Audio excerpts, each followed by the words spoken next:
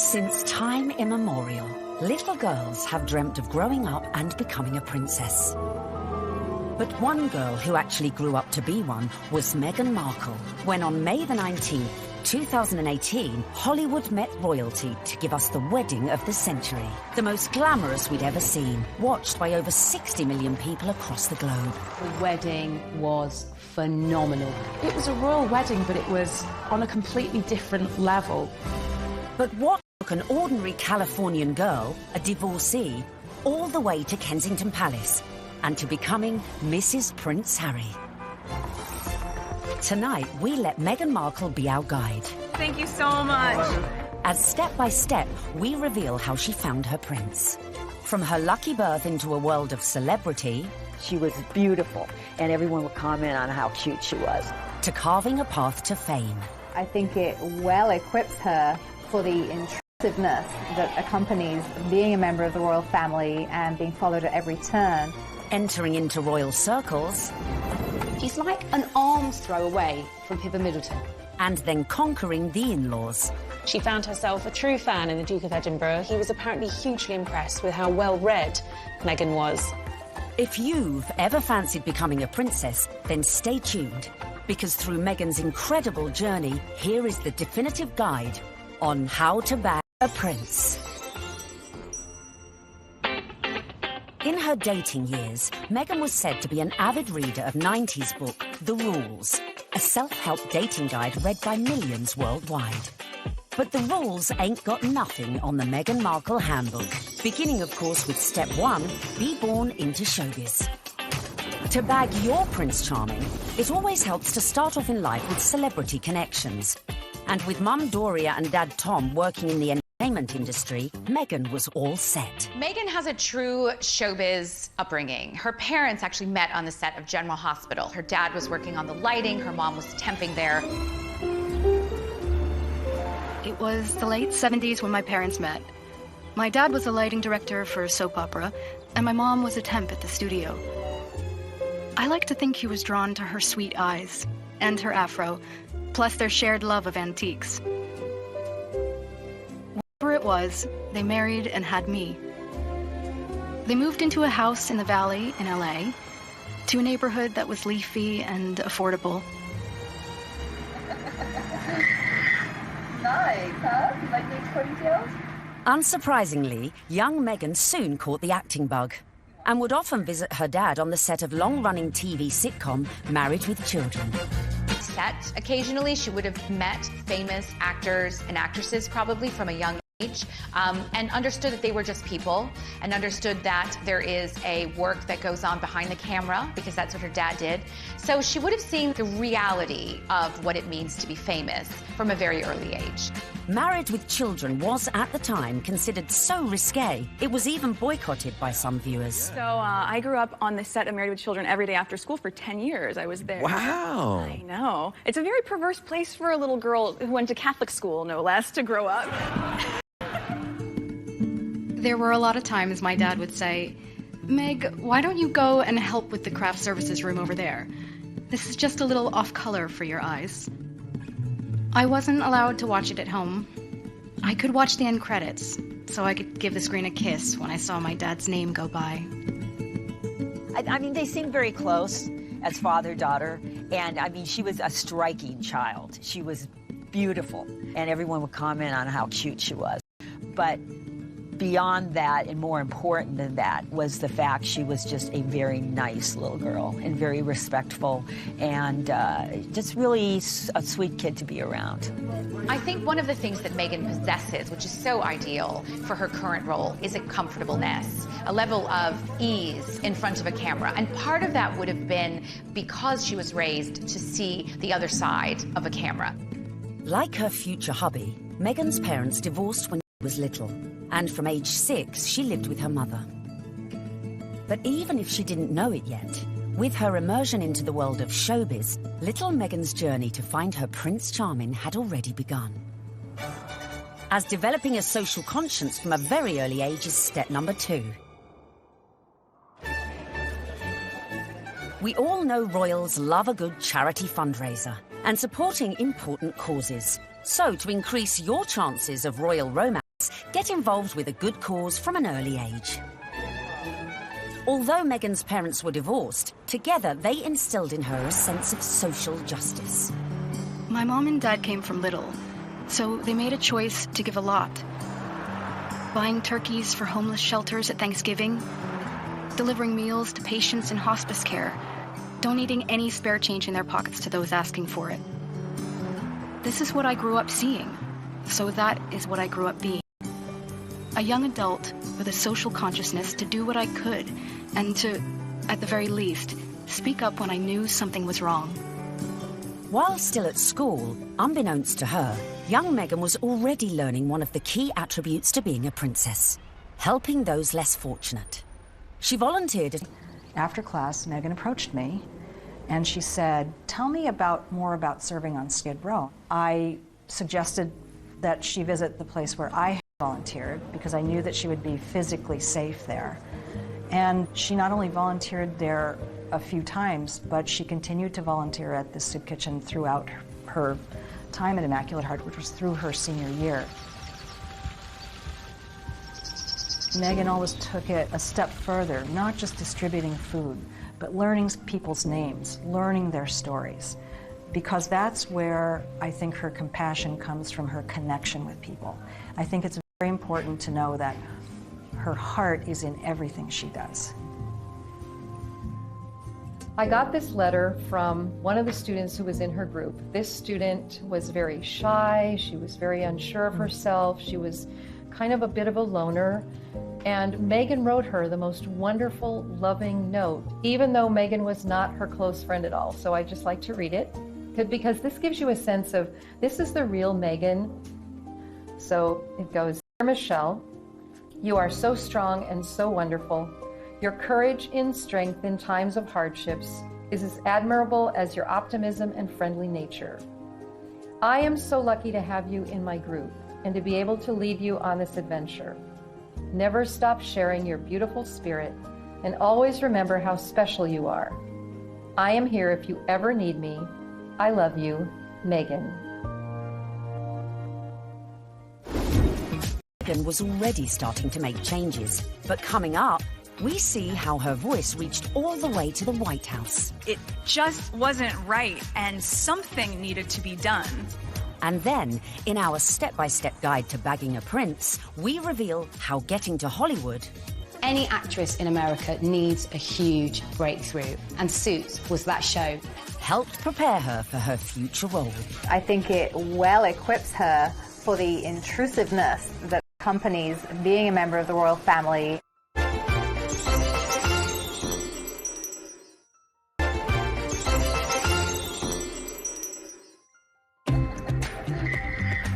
While still at school, Meghan had developed a strong social conscience. And as she grew, so too did her passion for change. Please welcome Meghan Markle. Which in 1993 took her all the way to the White House. Well, good evening. That doesn't feel like enough, does it? It's just great evening. Maybe that's better. The fact that Meghan is interested in these causes, that's not new.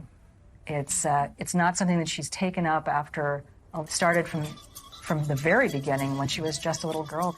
So Meghan's first foray into activism came when she was 11 years old, and she and some classmates were watching commercials and analysing them for their social studies class.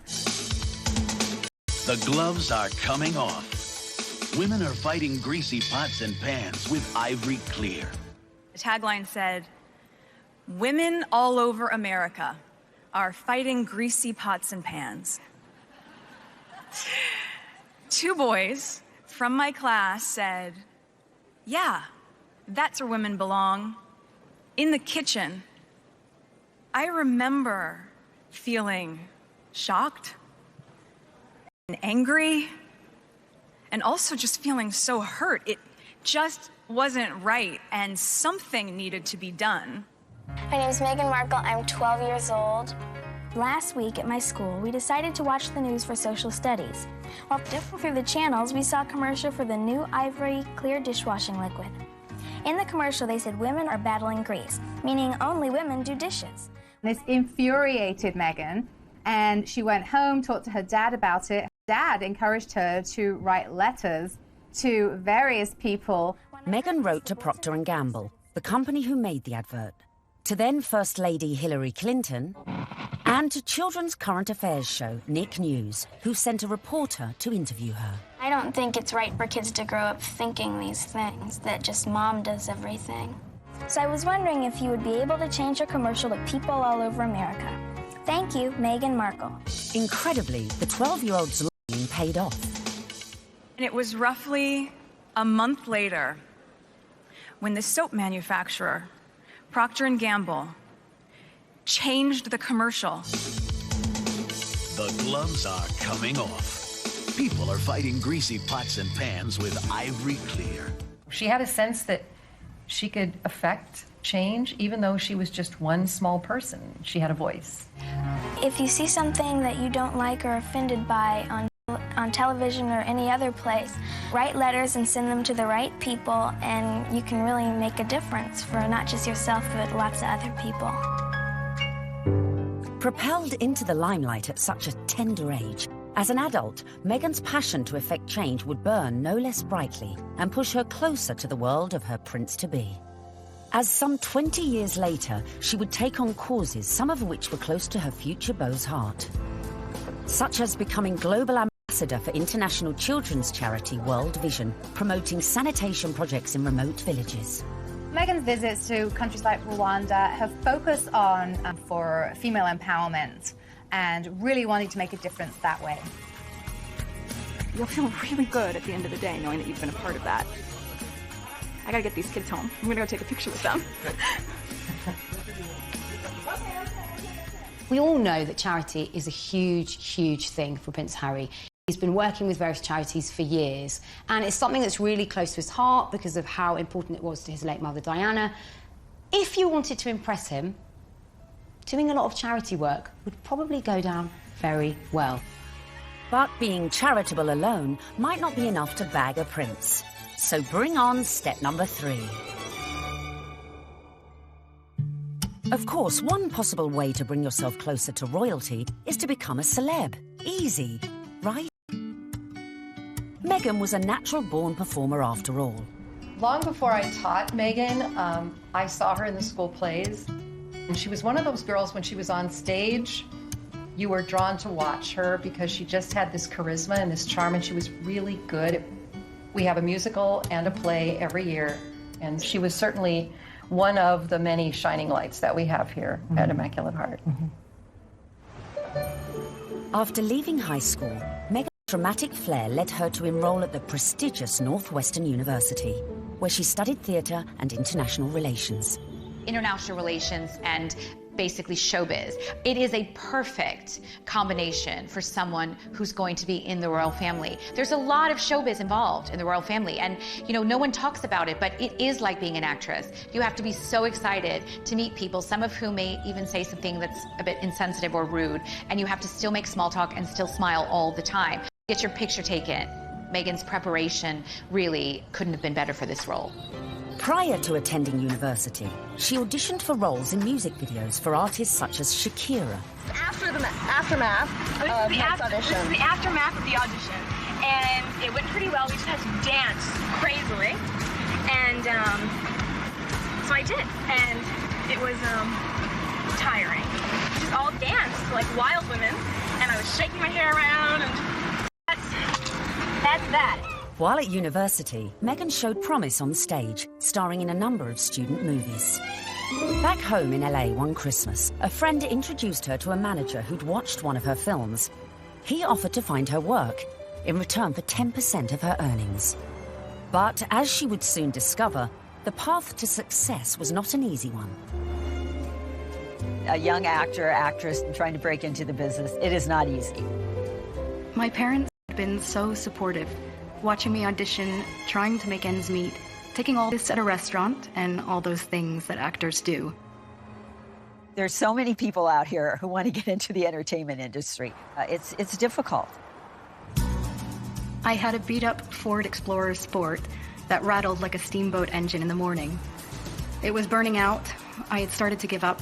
It was tired and running on empty, going from audition to audition, just as I was.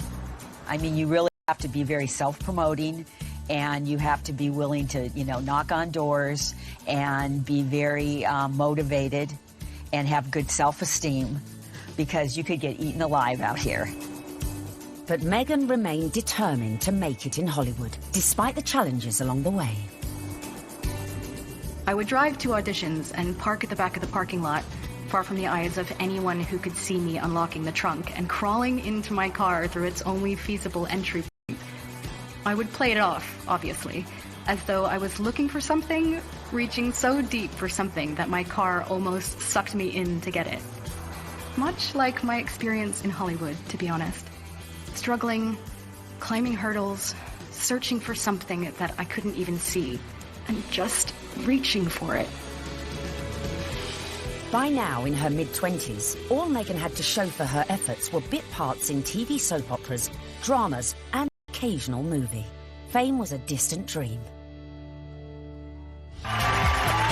In 2006, she landed a job as a suitcase girl on the US version of quiz show Deal or No Deal, filming up to 7 shows a day. Meghan, open the case.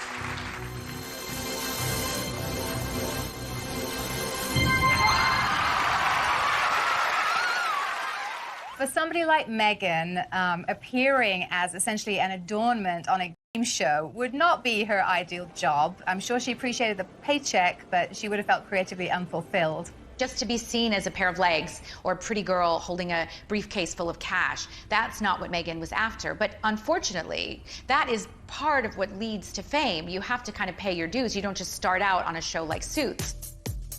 I would put that in the category of things I was doing while I was auditioning to try to make ends meet. I was the ill-fated number, which for some reason no one would ever choose.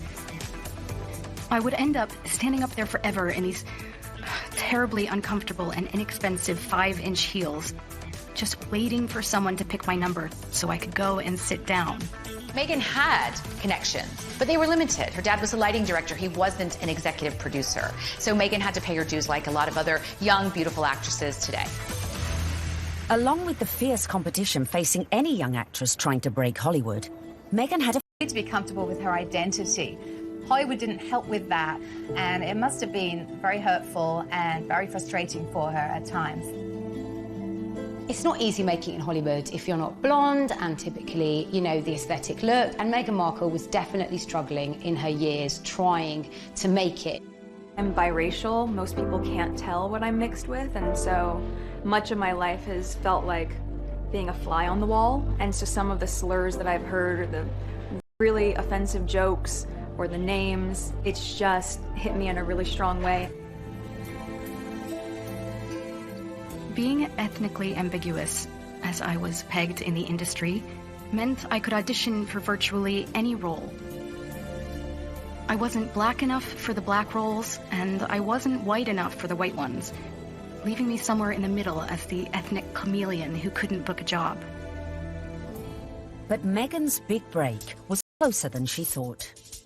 At one audition, a casting director advised Meghan to go for a more natural look. This would change her outlook forever. She stopped me in mid-scene and said so simply, "You need to know that you're enough." She saw all that self-doubt beaming through the self-tanner and excessive blush. You need to know that you're enough. Less makeup, more Meghan. And that moment for me was a wake-up call.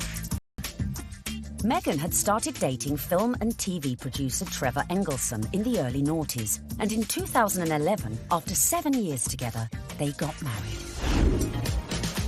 Coming up, the moment Meghan found herself in social circles that led eventually to Prince Harry. This was her journey. It started there. And we find out what princes do on a first date. There she was sitting there. I was like, okay, well, I'm going to have to up my game.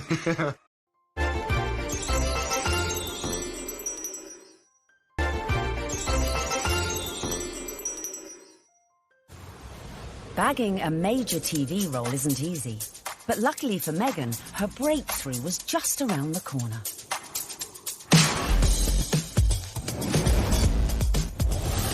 When she auditioned for a new legal drama series, it was just another day in the office, or so she thought. Suits was set in New York. but filmed in Toronto. It was the 5th pilot I would have filmed. I remember hoping this one would see the light of day. Never would I have imagined that this show would not just change my career, but also change my life. Any actress in America needs a huge breakthrough, and what they want is to be on a massive show, and Suits was that show for Meghan Markle. I'm Rachel Zane. I'll be giving your orientation. Wow, you're pretty. Good. You've hit on me. We can get it out of the way that I'm not interested. No, I'm sorry, I wasn't hitting on you. Trust me, I've given dozens of these, and without fail, whatever new hotshot it is thinks that because I'm just a paralegal, that I will somehow be blown away by his dazzling degree. Let me assure you, I won't. Meghan's character, Rachel Zane, was what we might call a grafter. She worked her way up, she had rich parents, but she didn't want to take any help from them. I guess there could be some crossover between Meghan's character, Rachel in Suits, and her normal everyday life. Her role within that, she's a strong, independent woman. Do you know what I mean? She commands respect, she commands authority. So when you look at Meghan in everyday life, she does that as well. You know, there is kind of some fluidity between those two roles there for sure. They're both very strong, driven, independent women, but they really have a heart of gold. They're a bit of a soft touch. They'll help anybody. We know this of Meghan, and I think as the show went along, Meghan was able to incorporate more of herself into the character. The flip-flop culture is part of just who I am. I love my cutoffs and flip-flops and being as relaxed as can be, which is why it's so fun to dress up and play Rachel. Finally, after years of hard graft, she'd landed her big break. The show was a hit. The USA Cable Network commissioned a second series, and Meghan moved full-time to Canada to be near the studio. Meghan's move to Toronto was a big deal. She's very close with her mother, Doria, and she moved away from home and her friends in LA to go start a new life in Canada. So Meghan chose not to live in, like, the poshest area of Toronto. She chose Seton Village, which is more laid back, tree-lined, and people keep to themselves, and that's exactly what Meghan did. So much so that her neighbors didn't even know who she was. But not for long. The show soon became an international smash, catapulting Meghan to fame and to becoming a household name. I'd never watched Suits. I'd never heard of Meghan before. Well, nearly a household name. He had to say that. She was so sexy in it. He couldn't say, like, I've actually seen her, like, passionately kissing loads of guys. And I was like, yeah, I want to marry that. When she landed the role in Suits, Meghan became a legitimate, bona fide celebrity. This was the first time that, you know, she would have had her name called out on a red carpet. This was the first time she would have been tapped. So this was a big adjustment for her, and it all happened away from home. But being away from home wasn't without problems in her personal life, with husband Trevor. They were together for 7 years, married for 2. The problem with the marriage was the distance. And no sooner were they married than she got the gig on Suits, and she was in Toronto and he was in LA. And the relationship just didn't last. Meghan may have been unlucky in love. Before filming season 4 of Suits, Meghan complained to the program makers. She once said that every script seems to begin with, Rachel enters wearing a towel. And at some point, she put her foot down and was like, no, I'm not doing that. She doesn't need to be that. And the character evolved. I didn't think you'd be so naive. Excuse me? Your job wasn't to talk to Mr. Bailey once, and after being moved by his tale of woe, tell me to jump him to the top of the pile. It was to assess his case and present evidence. And it's exactly what I'm doing here. I just left 2 boxes of textbook prosecutorial misconduct with your secretary. You found all of that since yesterday? Yes, because while I may only be a second-year law student, I've been a practicing paralegal for the past 8 years. Looks like I have some reading to do. I'm sorry for interrupting your day. Good afternoon, Miss Zane. Meghan's global exposure as Rachel Zane was perfect prep for another future role. I think it well equips her for the intrusiveness that accompanies being a member of the royal family and being followed at every turn, because she was very used to, you know, sort of putting her own life in the spotlight.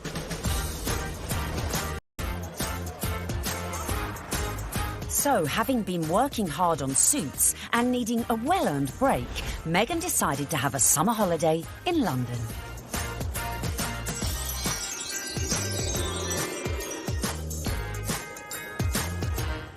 The summer of 2016, which turned out to be a very important summer for Meghan, was actually initially a bit of a getaway, a bit of a girls' holiday, a romp around Europe.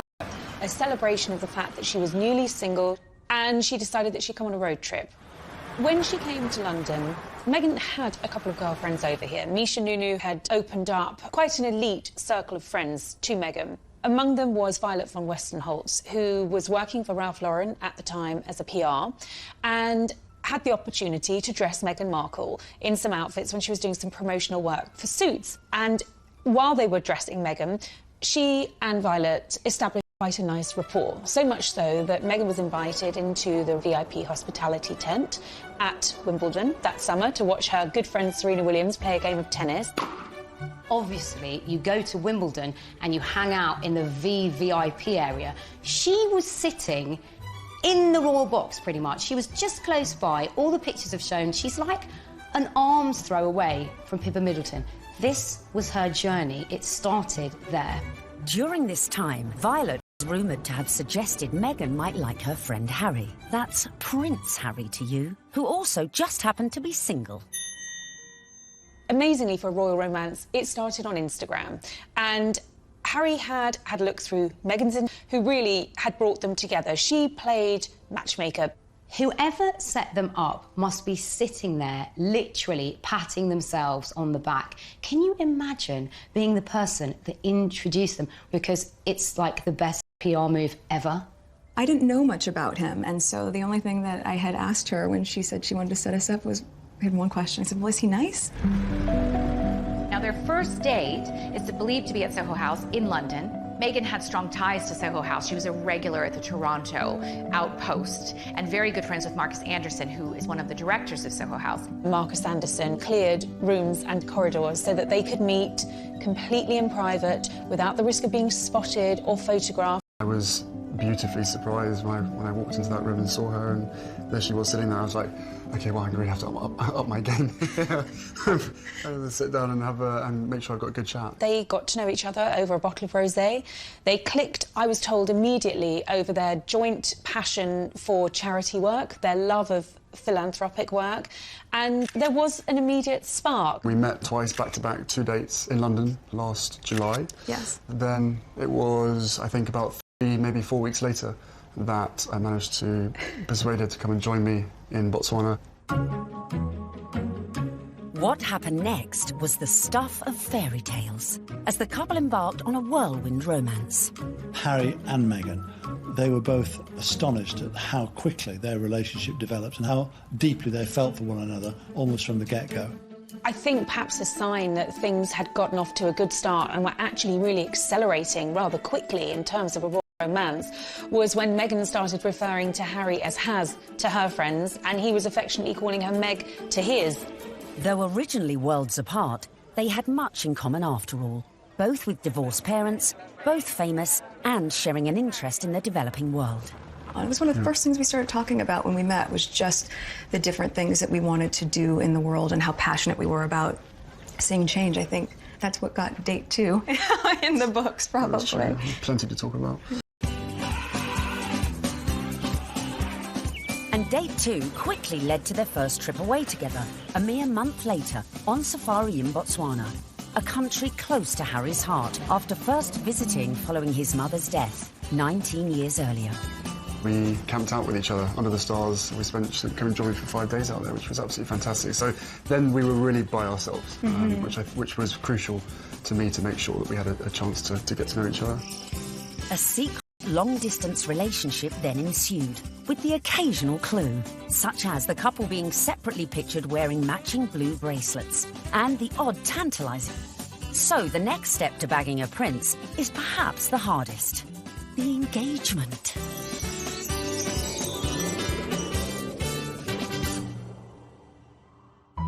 So Has and Meg were love's young dream, but there was one little problem. Of course, they had the issue of living in separate countries. Harry based in London, living at Kensington Palace, and Meghan being in Toronto, where she was filming Suits. So from the early stages, they knew that this relationship, if it was going to take off, was going to have its challenges. More often than not, it was Prince Harry jumping on a scheduled flight, incognito, in a baseball cap and a hoodie with just a single protection officer in tow, and taking a regular British Airways, usually, flight to Toronto. He was never seen, never spotted, and so they were able to conduct those early moments of their relationship in clandestine and get away with it. They did have this pact to see each other. That's why the long-distance relationship worked. And the other agreement they had was that they would tell as few people as possible. For Meghan, that pretty much stopped at her parents and 2 of her best friends. For Harry, he confided in his father, his brother, and 2 of his best friends. And by doing that, they really kept it in a very tight inner circle. Astonishingly, the couple managed to keep things on the down low for 3 months, until late October, when the cat, or should that be corgi, was out of the bag, after an anonymous source leaked the story to the press. Well, I can't say much about how the story came about, apart from that the information that he was seeing Meghan came to light. And what was interesting in that circumstance, covering a story like that, is normally a name might be mentioned linked to Prince Harry and you wouldn't know who they were, and you'd have to try and research them, and you might not find very much online because they're a private individual. Of course, in Meghan's case, there's reams and reams of information about this American actress with illustrious history, not only of starring in shows like Suits, but also with this huge charitable side to her, and the fact that she had been involved with the UN and everything became apparent. So really, you have a one-fact story like that and it breaks, and the rest of Fleet Street is then playing catch-up. And it was then after the story broke that you found descending on Meghan's house, chasing after anyone that ever knew her, chasing after family members. I think both of us were actually surprised by the reaction after the first 5-6 months of what we had to ourselves. Now everyone knew about their relationship, but would everyone approve? Especially Harry's inner circle of trusted friends. Well, I think initially some of his friends were quite surprised, but they also welcomed her, and by the March of 2017, Meghan was invited to his best friend's wedding. Harry flew Meghan out to Montego Bay for the wedding of old Etonian pal Tom Inskip. She would forge friendships with these people on her own. And that's really lovely that, you know, Prince Harry's at the wedding of his pal and his pals are saying, you guys could be next down the aisle. I mean, what's better than that? They could obviously see that this is genuine. This is a real thing. Well, one of the things I was told by someone at that wedding in Jamaica was that they'd never seen Prince Harry look so happy. And in fact, at the wedding reception, there were jokes of, you two will be next. And actually, those were accurate predictions, because they were. Coming up, the royal couple-to-be's first public appearance. I don't know how many people were actually watching the wheelchair tennis match, because a lot of people were watching Harry and Meghan. And just how did Meghan's prince pop the question? I had the ring in my finger and I was like, can I give you the ring? And she was, oh, yes, the ring.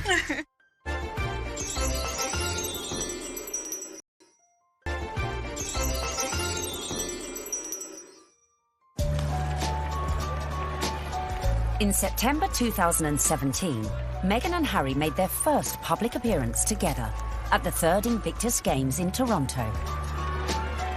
Has and Meg speculation was at fever pitch. It was the public outing that every dedicated royal watcher has been waiting for. Just 24 hours later, the couple abandoned any effort to keep their feelings for each other private. The setting for this first public date was extraordinary, with no attempts to hide away as they watched the wheelchair tennis at the Invictus Games. It was open to the public. Anybody could go and watch the wheelchair tennis match. Although it has to be said, I don't know how many people were actually watching the wheelchair tennis match, because a lot of people were watching Harry and Meghan. They were very touchy-feely, they were laughing together, staring into each other's eyes, whispering sweet nothings into each other's ears. It was everything that their adoring fans had wanted. I remember when I first heard that Harry and Meghan going out, it kind of almost came from nowhere. Do you know what I mean? That the whole process was very, very quick, it seemed, in comparison to kind of conventional relationships. But, I mean, come on, this isn't, you know, a normal relationship by anyone's standards. It's, you know, a prince, you know, and a Hollywood actress. Harry and Meghan were now well and truly in the public spotlight. But after 16 months of dating, Meghan got her private moment. While staying with Harry at Nottingham Cottage, his 2-bedroomed home set within the Kensington Palace estate, Hazza popped the question, and Meghan said yes.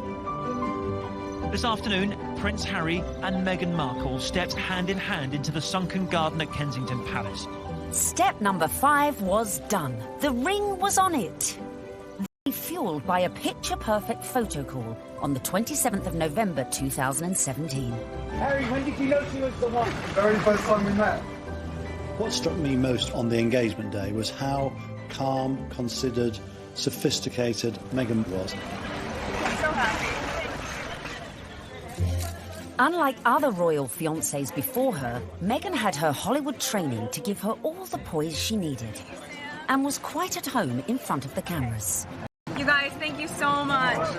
I was reminded of the days when Prince Charles and Princess Diana came out on their engagement day and how awkward and inarticulate it all was. And I suppose in love.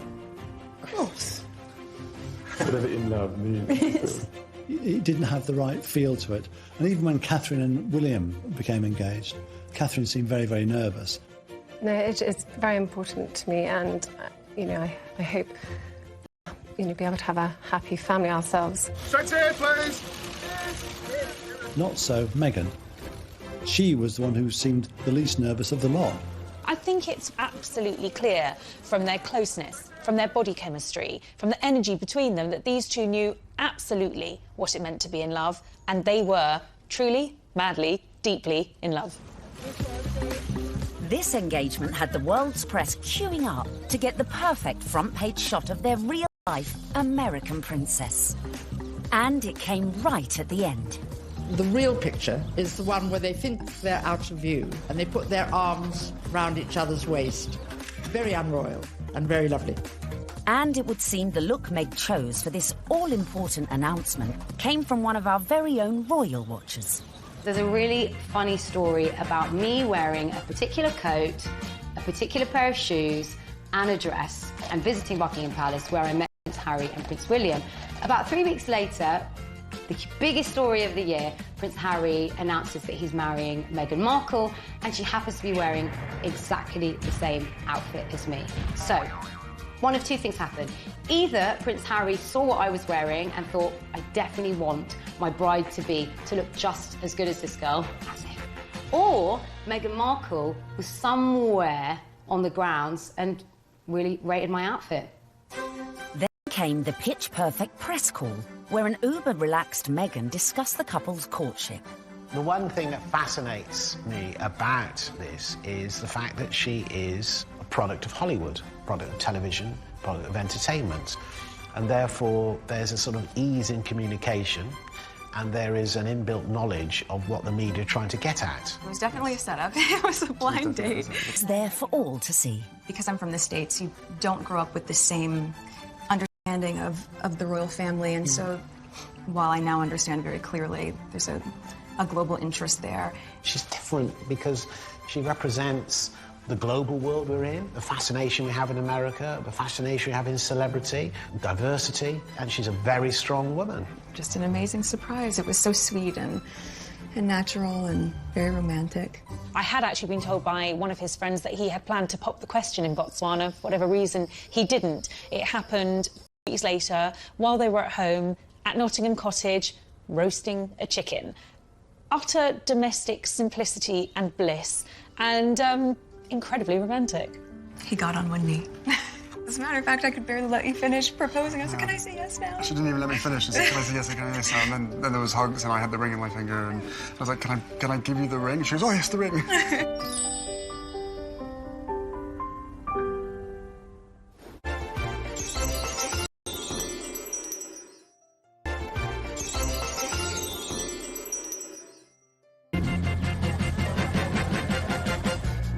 Meghan and Harry were united in their passion for change. And in the months following their engagement, Meghan had thrown herself into charity, winning the hearts of the British public. It was clear from day one that she was like a duck to water. She is absolutely natural at this, very engaging, very warm, lots of eye contact.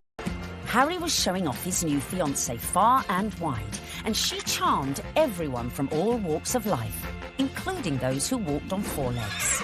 She even wore a matching coat for the occasion. You can see the American effect of Meghan Markle in every single photo call and every single walkabout. When Meghan goes on walkies with Harry, she's hugging people. In Nottingham, the couple visited charities that were close to Harry's mother's heart. You could see the pride in Prince Harry. It was a joy to watch. While back in London, a visit to Brixton brought Meghan even closer to the community. Believe it or not, everyone is listening, and I'm in the same room as the royal couple right now. They actually shook my hand. I didn't expect that. I thought, you know, it would just be a distance. They were pretty cool. It was a real nice, good, feel-good factor. They should come more often. They really should.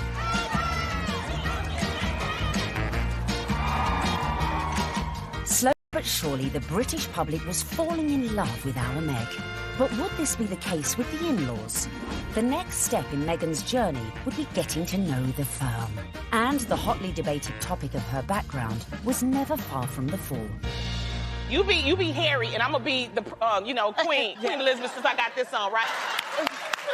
Grandmother, I met this beautiful woman, and she just happens to be mixed race. Step 6 in our guide to bagging a prince is charming the in-laws.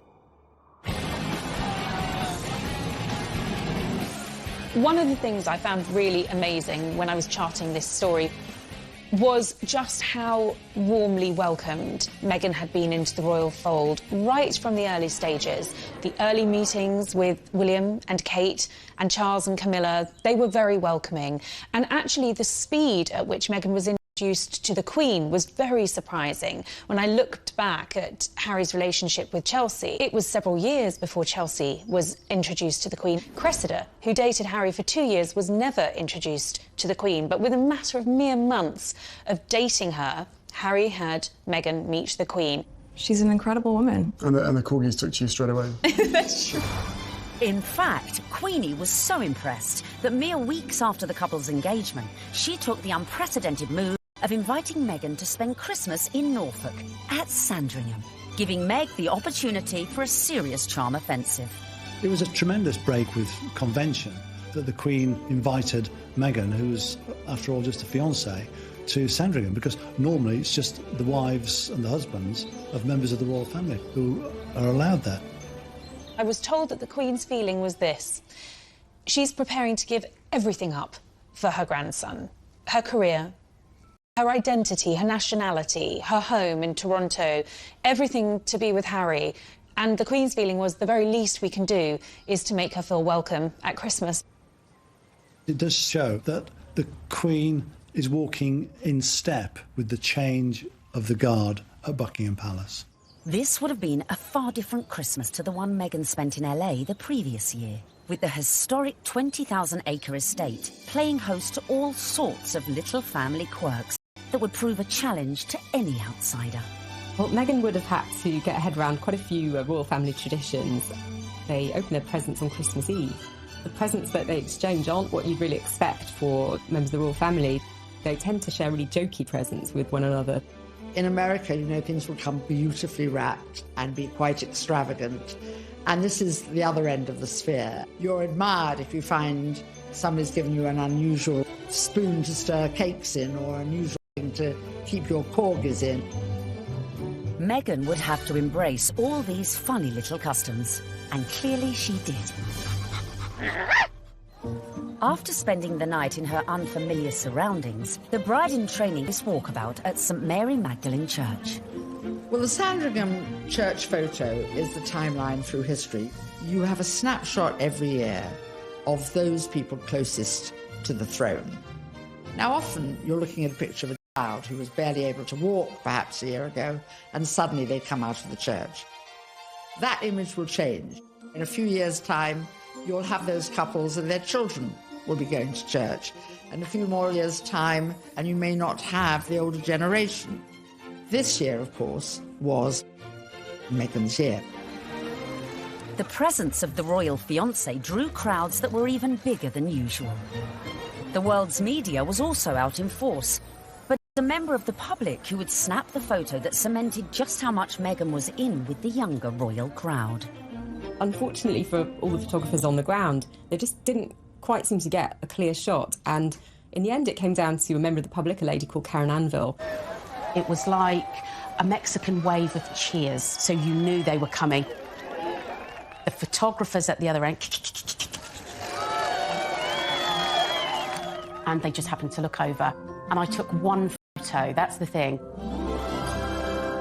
I took one photo and it was, yeah, the right one.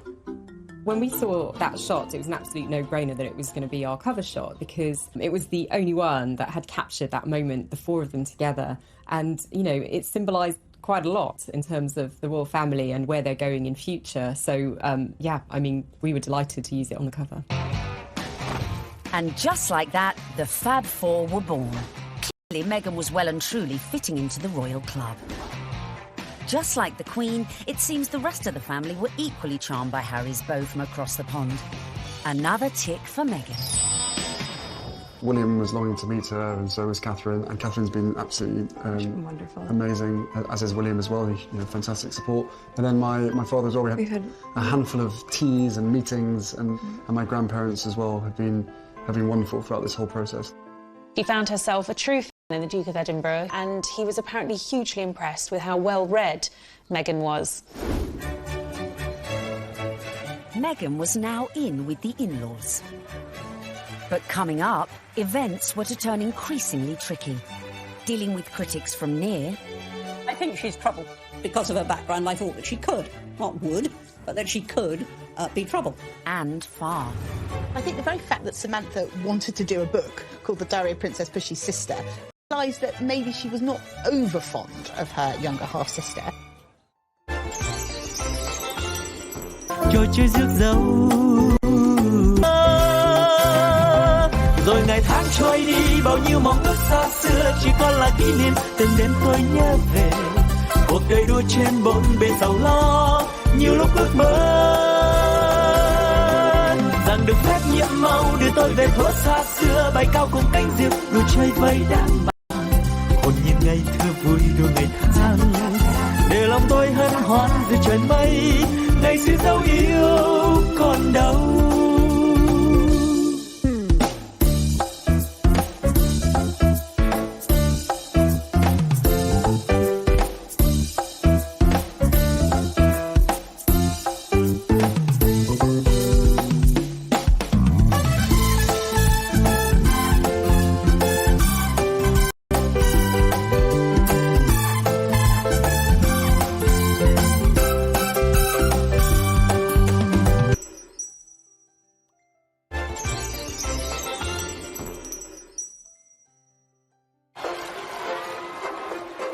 Meghan was proving popular with the in-laws, the friends, and was now conquering the British public. But what to do when you find out not everyone likes you? I don't know about this Meghan Markle. Yeah, she's too confident and self-assured. You see what I mean? This water feature's shit, isn't it? Yeah. Oh my God, I thought I was doing so well.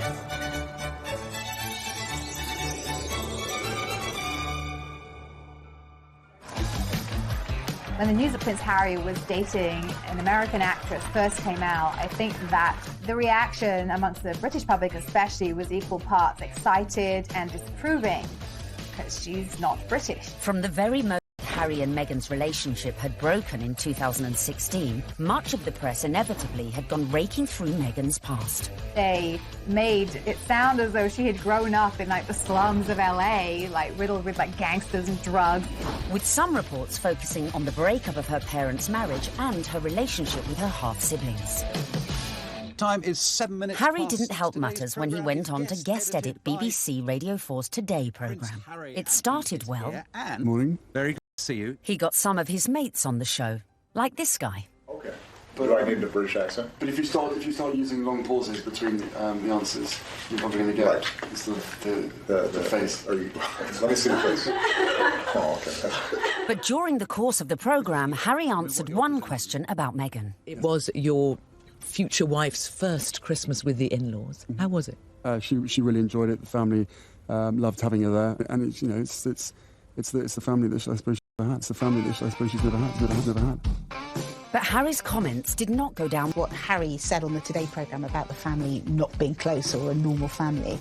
Samantha tweeted that was really not the case, and she defended their family as a normal family, a close family, a loving family, and didn't understand what Harry was talking about. And that wasn't the last we'd hear of Samantha, who went on to threaten publication of a tell-all book called Diary of Princess Pushy's Sister. I think the very fact that Samantha wanted to book called The Diary of Princess Pushy's Sister implies that maybe she was not over fond of her younger half-sister and maybe is a little conflicted about Meghan's success. There's no bigger media vulture with this wedding than you, is there, Miss Markle? I mean, how you have the gall to come on here and talk about media vultures? You're doing a book called The Diary of Princess Pushy's Sister. You've been trashing her for 2 years, you little vulture. I've made it clear in several interviews that you can't judge a book by its cover, and similarly, you can't judge a book by its title.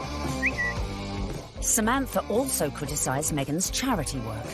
If you are interested in helping those less fortunate than yourself, it really should begin at home. Could all this bad publicity derail the wedding? And just how should Meghan respond to this particularly barbed attack? The temptation must have been huge for Meghan to have responded to the critics, who were, of course, her family members.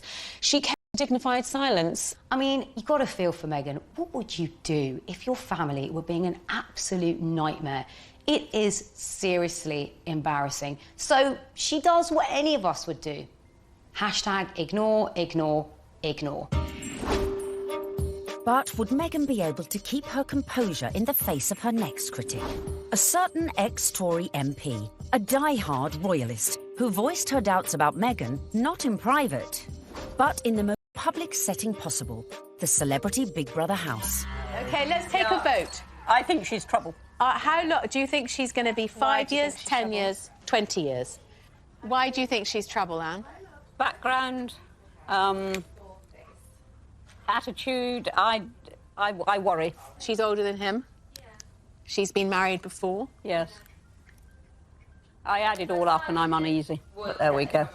Quite frankly, I was shocked when Anne Widdecombe said that what she said. I mean, I've always thought that she was a sensible woman. She seems to be jumping to conclusions without looking at any evidence. The ex-minister's comments sent the Twitter sphere into meltdown. When I was on Big Brother, I was called every ick and every ist going. I was homophobic, xenophobic, racist, sexist, misogynist. Nothing I said could have been remotely construed as racist by any sensible observer. You know, former marriage, all the rest of it. That because of her background, I thought that she could, not would, but that she could be trouble. She had, I think, the older generation's view of this is an outsider, a foreigner coming into a very British organisation, almost, you could say. How is that going to work? The thing that all of us have to do is adapt. We're in the here and now. Embrace. But one woman who was not prepared to embrace was Jo Marnie, girlfriend of then UKIP leader Henry Bolton, who sent a series of racist texts. Even then, Meghan kept quiet. The royals' mantra is often put up, shut up. You can't be seen to always answer back. You do have to put up at points. So actually her approach, maintaining that dignified silence, not justifying or even giving any credence to these claims, some of which were really quite unpleasant, well, it was a very royal approach to things. Look, Meghan is showing the makings of a true princess. You've got to have that decorum. You've got to, on some occasions, actually, you know, keep silent and pick your battles. Even more flack came Meghan's way when she took to the stage with her potential prince, his brother and Kate at the Royal Foundation in February 2018. People say, well, you're helping women find their voices. And I fundamentally disagree with that because women don't need to find a voice. They have a voice. They need to feel empowered to use it. And people need to be encouraged to listen.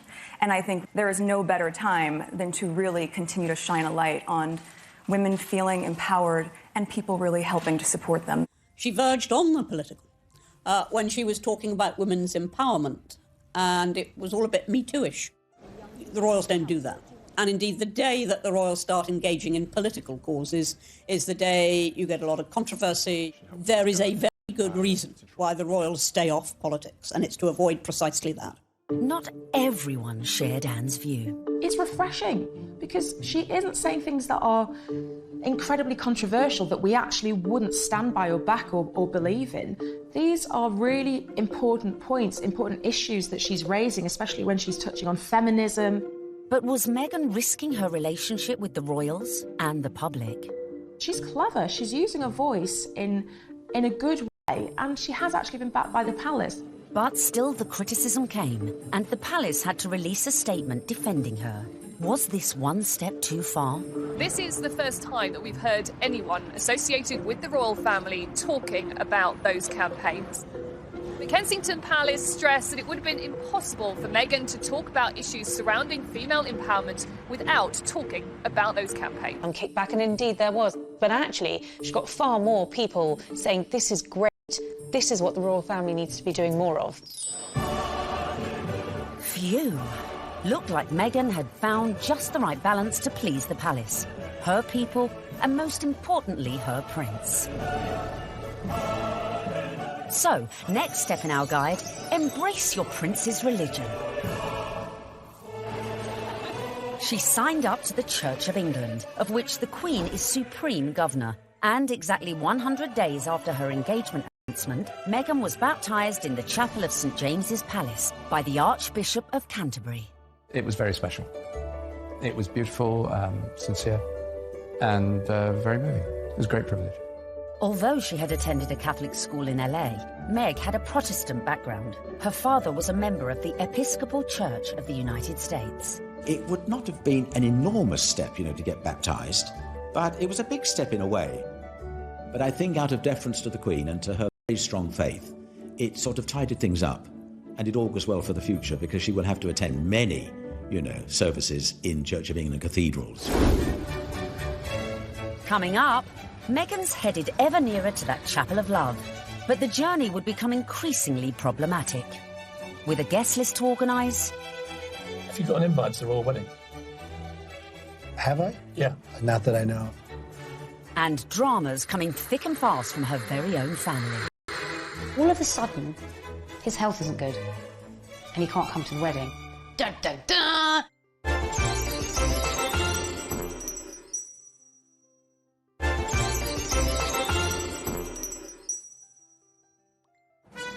Welcome back, where we find Meghan almost at the final furlong of her romantic journey. But managing your wedding carefully was not to prove so easy for our Meg. First hurdle, the date. The wedding of Prince Harry to Meghan Markle. The date, the 19th of May 2018. Recent royal weddings had all been held on weekdays, but not this one. I think that they thought, we want people to enjoy this, so why not do it on a Saturday? And if you think about most weddings that you and I go to, they're at the weekend. So why wouldn't you follow suit? But there was one reason to avoid that Saturday. It had already been announced as the date of the FA Cup final.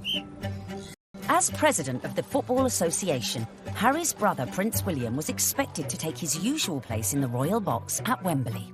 And millions more were looking forward to watching the game on TV. I think my wife would probably want to see the royal wedding. So what I'll probably do, I'll probably leave her on her own, maybe with some of her friends. I'll go... Wedding, not interested in football. Harry and Meghan solved the problem for TV viewers. They announced that their ceremony would begin at noon, several hours earlier than kick-off time. But Wills decided to avoid the fixture clash altogether, scrapping his Wembley appointment to concentrate fully on his little brother's wedding. Next hurdle, the tricky protocol of who to invite to a royal wedding. Have you got an invite to the royal wedding? Have I? Yeah. Not that I know. Would you like to go? I want them to be happy. I really want them to be happy. They look like a lovely couple. Meghan Markle did say you were a divisive misogynist. Well, I still hope they're happy. It was a source of quite a lot of amusement for comedians in the US who like to take every opportunity they can to poke fun at him. So Donald Trump is mad because Prince Harry didn't invite him to the wedding, to the royal wedding over there in England. I don't even know why. I don't know why you mad. You shouldn't even be surprised, Donald. Don't nobody like you. The apparent decision to snub the US president may have been a source of jokes for comedians. But according to some sections of the media, it was also a potential embarrassment for the Queen. Could this dash all Meghan's good work? Especially in light of reports that the couple had invited Trump's predecessor, Barack Obama, a friend to them both.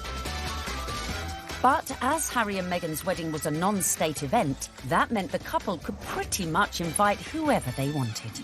This is not a state occasion, this wedding. He can invite his friends and Meghan's friends. He doesn't have to invite Trump. It's as simple that?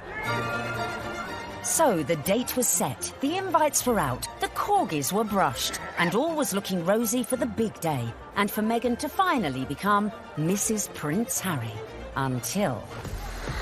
That week lead up to the wedding was like watching an episode of EastEnders.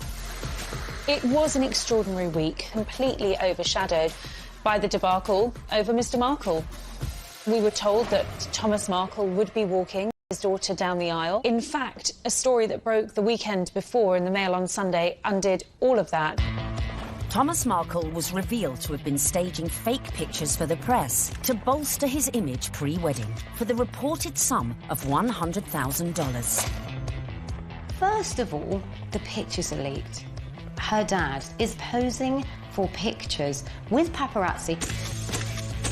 Such was the embarrassment Mr. Markle felt he'd caused to his daughter that at the 11th hour he pulled out of the wedding. It got so confusing. It was like, is he going to be coming to the wedding? Isn't he? Meghan, I was told, was utterly heartbroken. She said that she forgave him for the photographs and she wanted him there until... all of a sudden, his health isn't good and he can't come to the wedding. Dun, dun, dun! Thomas Markle said he felt that the heart attack had probably been brought about by his son writing an open letter in one of the tabloids, basically telling Harry that it wasn't too late to get out of this wedding and that his sister was nothing but trouble. The whole of the country was talking about this. What is going to happen? And then finally, we had a statement. It was a roller coaster of emotions, in fact, prompted Meghan to issue her very first solo public statement. And very tellingly, that statement began with the word sadly. Must have been really difficult, because in the end, you know, it was announced that her father wasn't be coming. Added to that, parts of the family just descended en masse without an invitation. Former sister-in-law Tracy Dooley, that's ex-wife of the half-brother who just trashed Meghan in a letter, jetted into Heathrow with sons Tyler and Thomas, plus a shed-load of baggage, in every sense. There's more likelihood that I would have got an invite. They turn up, got all the suitcases, you see them having their pictures taken in the airport, you're thinking, what is going on here? Because apparently they either think they're going to get a last-minute, you know, somebody cancelled, you can come to the wedding now, or they're just going to make money off the British media and do loads of interviews. It's all about the... Be a pretty exclusive event. Right. So, I mean, if they feel like they would like to invite us, we'd be honored, and if not, we're going to be cheering her on and totally supporting her no matter what. And then on top of all of this, Meghan has to find out that her nephew Tyler is growing cannabis and has even called his special batch Markle Sparkle. I mean, it was just disastrous from start to finish, and I think actually everyone, not just Meghan, was pleased when they packed their bags and went right back to where they came from. Cue an epic sigh of relief at the palace. Despite all these problems, the wedding stayed on track, which brings us nicely to step 11.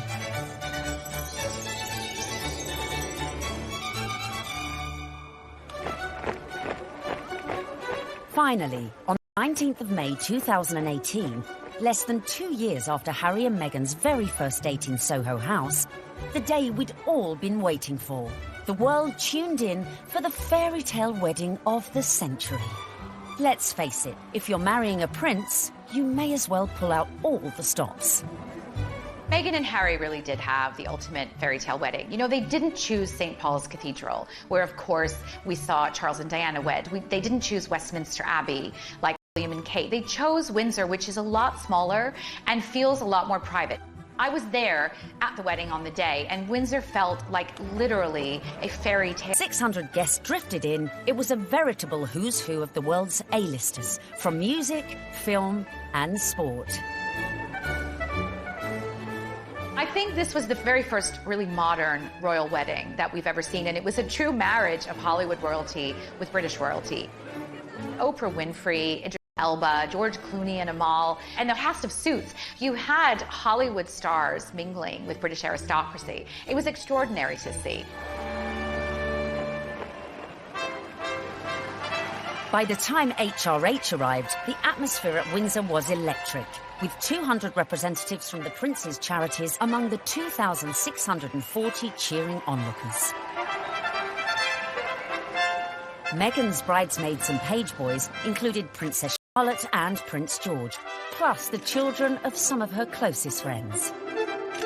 Sporting the uniform of the Blues and Royals, the regiment Harry served in the army, the groom arrived with a familiar-looking best man.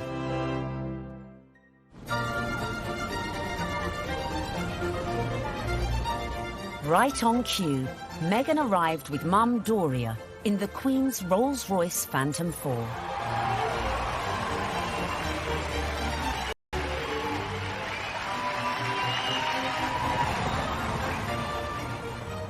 The wedding was phenomenal. The wedding was amazing. I mean, we all wanted to see what she was wearing.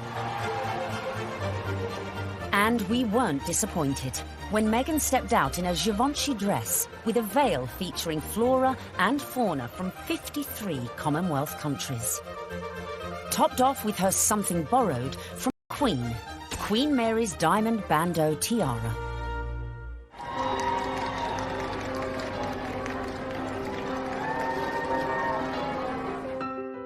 But with an absent father, who would walk Meghan down the aisle? Prince Charles rises to the occasion. Prince Charles walks her down the aisle. It's amazing. Hashtag the power of love. Hashtag love survives. When you saw it on the day, it felt like the right thing to do. It was a wonderful way of Charles saying, welcome to the family, and actually of Meghan showing the world just how close she already is to her father-in-law. Meghan had successfully won over her in-laws, and here it was on display for all the world to see.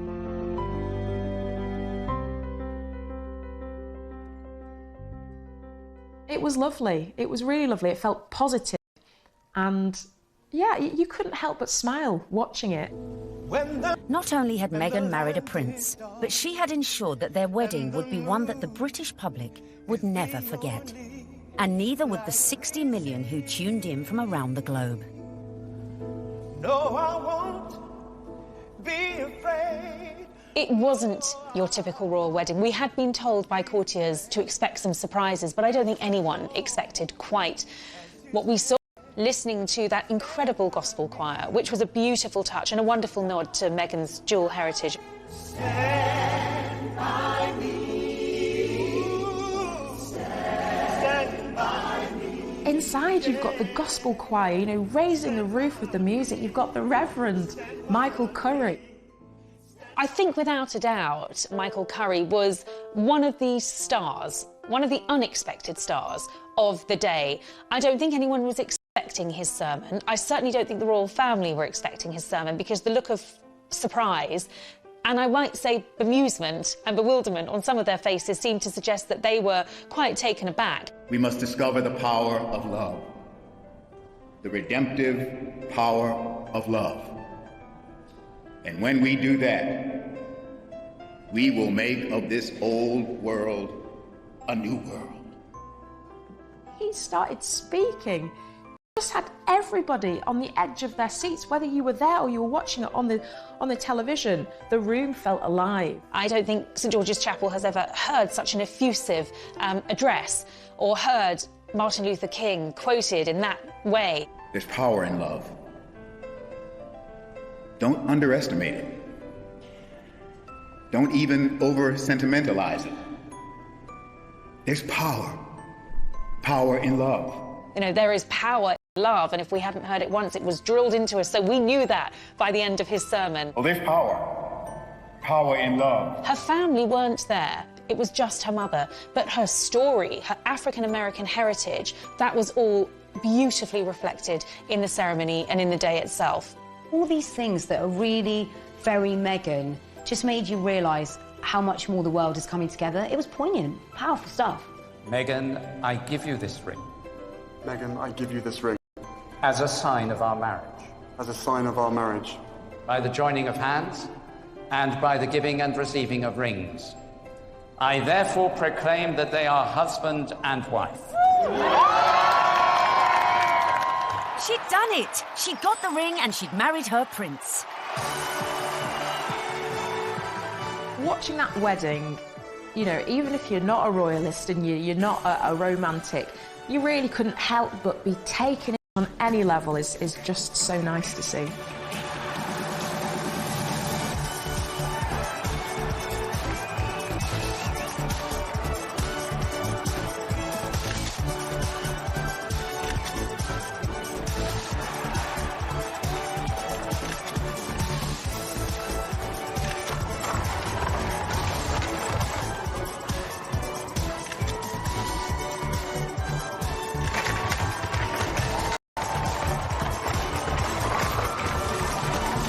But the party was only just getting started.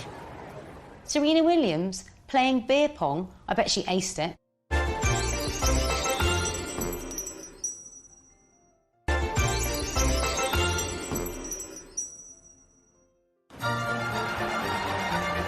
Meghan had gone from actress to duchess. And our penultimate tip, really for those who've gone and bagged their prince, is celebrate with the best ever party. Immediately after the wedding, the couple had all 600 guests back to St George's Hall for a wedding breakfast, which was hosted by Her Majesty the Queen. But the real golden ticket to that event was the private evening party, which was hosted at Frogmore that evening by Prince Charles.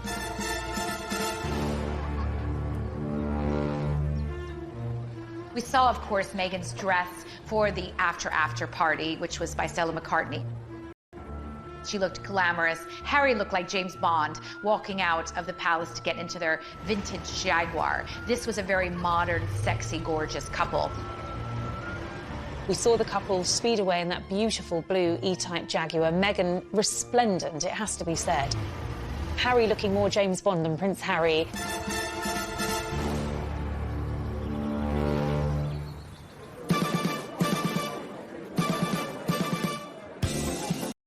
Anyone who was anyone was there, sipping on their When Harry Met Meghan ginger and rum cocktails. George and Amal, Serena Williams, James Corden, and Idris Elba, who turned DJ for the night and span a few tunes.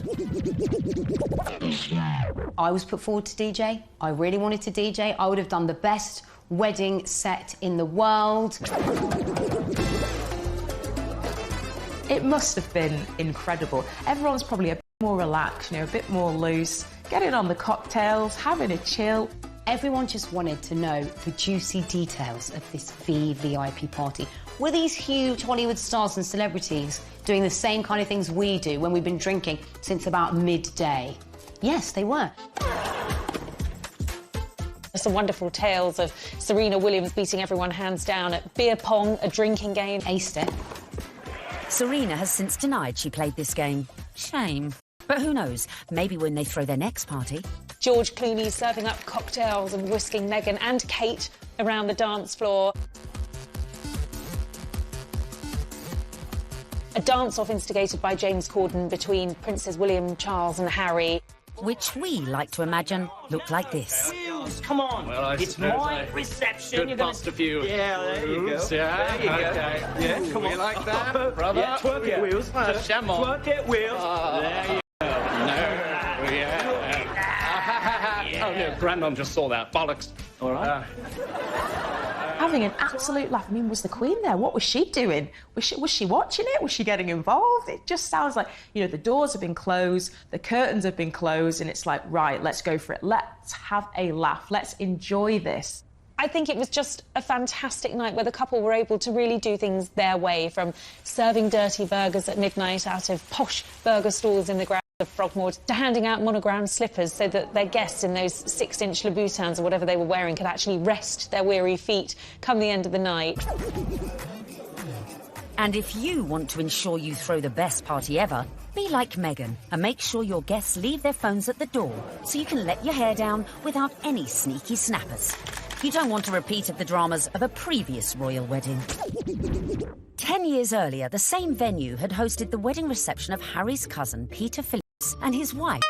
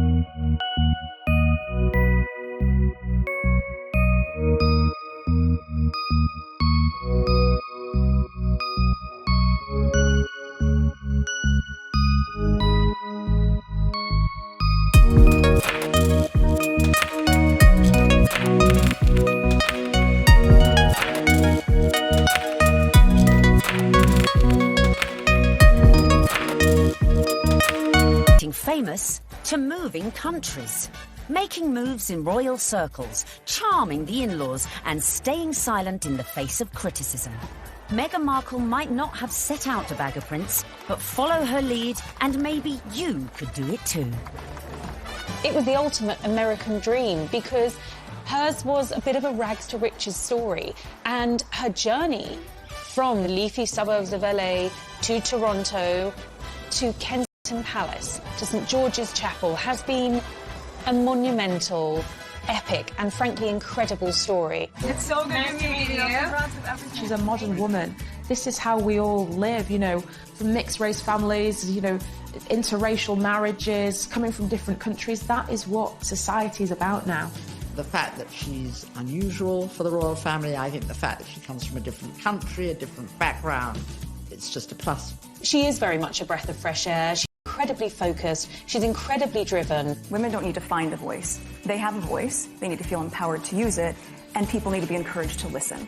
She's got the biggest platform, she's got huge ideas, and she is changing the game in a very cool way.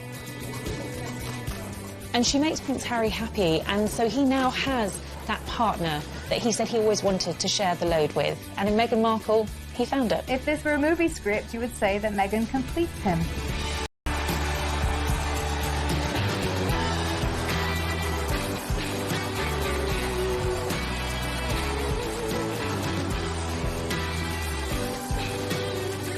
It's an incredible rags to riches story. It's amazing. I'm so jealous.